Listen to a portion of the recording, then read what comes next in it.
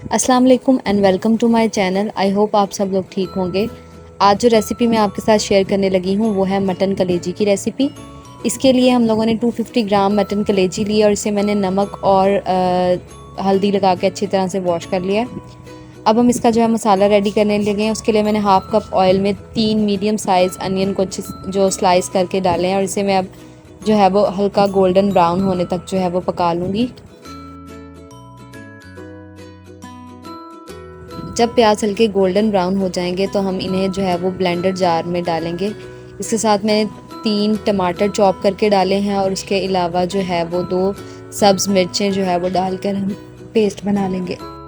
اگر آپ میری اس ریسیپی سے کلیجی تیار کریں گے تو کبھی بھی آپ کی کلیجی جو ہے وہ ہارڈ نہیں ہوگی.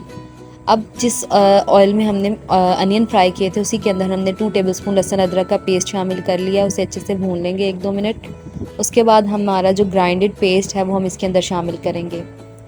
مسالہ جات جو اب ہم اس کے اندر شامل کرنے لگے ہیں اس کی کوانٹٹی آپ اپنے مطابق کم یا زیادہ کر سکتے ہیں.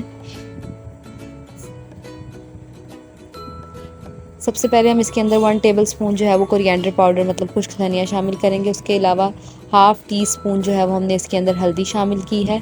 لال مرچ پاؤڈر میں نے 1 ٹی اسپون اس کے اندر ڈالا ہے. نمک جو ہے 1 ٹی اسپون ڈالا ہے یا حسب ضرورت. اس کے علاوہ ہم نے 2 ٹیبل اسپون اس کے اندر تکا مسالہ شامل کیا. اس سے فلیور جو ہے وہ بہت زیادہ انہینس ہو جاتا ہے. اب اسے اچھے سے بھوننے کے بعد ہم اس کے اندر جو ہے وہ کلیجی شامل کر دیں گے. اس کے علاوہ میں نے اس کے اندر 1 ٹیبل اسپون جو ہے وہ کسوری میتھی شامل کیا. اس سے بہت ہی اچھی خوشبو آ جاتی ہے. کلیجی کو شامل کرنے کے بعد آپ نے زیادہ دفعہ اس کو جو ہے وہ اسپیچولا کو نہیں چلانا چمچ کو, کیونکہ اس سے کلیجی جو ہے وہ ہارڈ ہو جاتی ہے.